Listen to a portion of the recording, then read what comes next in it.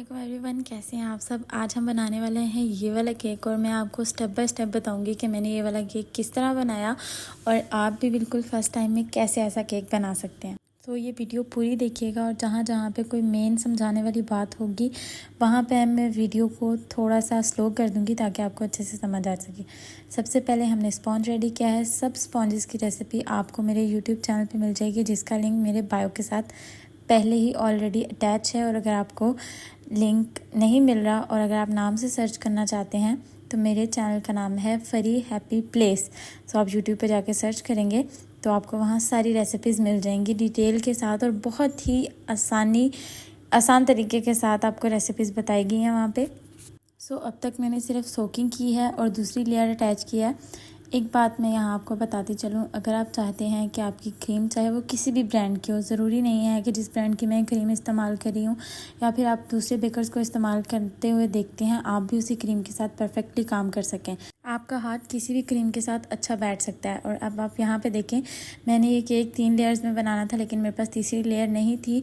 मेरे पास जो केक बना हुआ पड़ा था वो एक छोटा स्पॉन्ज था। अब मैं उसको कट करके इसके ऊपर लगाऊंगी और तीसरी लेयर भी बना लूँगी। सो होम बेकर्स जो भी होम घर पे बेक करती हैं, यूँ जुगाड़ लगाने पड़ते हैं कभी कभी कस्टमर की डिमांड को पूरा करने के लिए। सो चलते हैं बैक टू द पॉइंट। मैं ये बता रही थी कि क्रीम को अगर आप एक रात पहले या फिर 1-2 घंटे पहले उसको अच्छे से बीट करके फ्रिज में रख दें और उसको दोबारा बीट करें तो क्रीम ऐसे वर्क करेगी जैसे कि बटर क्रीम होती है। आपको लगेगा ही नहीं कि आप फ्रेश क्रीम के साथ काम कर रहे हैं, बिल्कुल ऐसे फील होगा जैसे बटर क्रीम के साथ काम कर रहे हैं। दूसरी चीज़, अगर आपने केक को कहीं दूर भेजना है तो उसको क्रम कोट करके रखना बहुत ज़रूरी है, क्योंकि क्रम कोटिंग से क्या होता है, केक जब ठंडा हो जाता है और क्रीम जो है वो अच्छे से एक बाइंडिंग कर देती है तो केक आपका कहीं भी हिलता जुलता नहीं है। लेकिन अगर आप करीब भेज रहे हैं केक, जैसे कि मैं करीब भेज रही थी, तो मुझे इसको क्रम कोट करने की ज़रूरत नहीं पड़ी और इसको मैंने फ़ौरन ही इसकी आइसिंग करके इसको नीट करना शुरू कर दिया। अब मैं आपको वीडियो थोड़ी स्लो करके दिखाती हूँ कि आपने स्क्रैपर जो है वो कैसे रखना है। ये देखिए, इसको बिल्कुल सीधा रखेंगे तो केक आपका बहुत ही अच्छे से नीट होगा। आप ये देखते जाएं कि पहले ही उसमें स्पिन में कितना अच्छे से केक नीट हो गया। उसके बाद जो ये नीचे आपका टर्न टेबल है, इसको तेज़ तेज़ घुमाएं। पहले मुझे भी ये बहुत मुश्किल लगता था लेकिन आप 1-2 दफ़ा करेंगे तो आपकी प्रैक्टिस हो जाएगी। मुझे लगता था लोग कैसे जल्दी जल्दी घुमा के इसको एक दफ़ा ही नीट कर लेते हैं, लेकिन ये बिल्कुल भी मुश्किल नहीं होता। अब आप देखें, जो मेरी पैलेट नाइफ है, मैं आपको ज़रा वीडियो स्लो करके दिखाती हूँ कि मैं किस तरह से क्रीम को उठा रही हूँ। आपने जब भी पैलेट नाइफ से केक को नीट करना है तो ये देखिए, इस तरह से पहले आपने ऊपर की तरफ से लेके आना है। आपने जैसे ही आप नीचे की तरफ से लेके आएंगे क्रीम ज़्यादा उतर जाएगी, तो आपका केक नीट नहीं होगा। और फिर उसके बाद टर्न टेबल को ऐसे तेज़ तेज़ घुमाते जाएं और जब आपने क्रीम उतारनी है तो स्पैचुले को एक तरफ से नीचे और एक तरफ से थोड़ा सा ऊपर रखें ताकि केक आपका अच्छे से नीट हो जाए। आई होप सो आपको इतना समझ में आ गया होगा।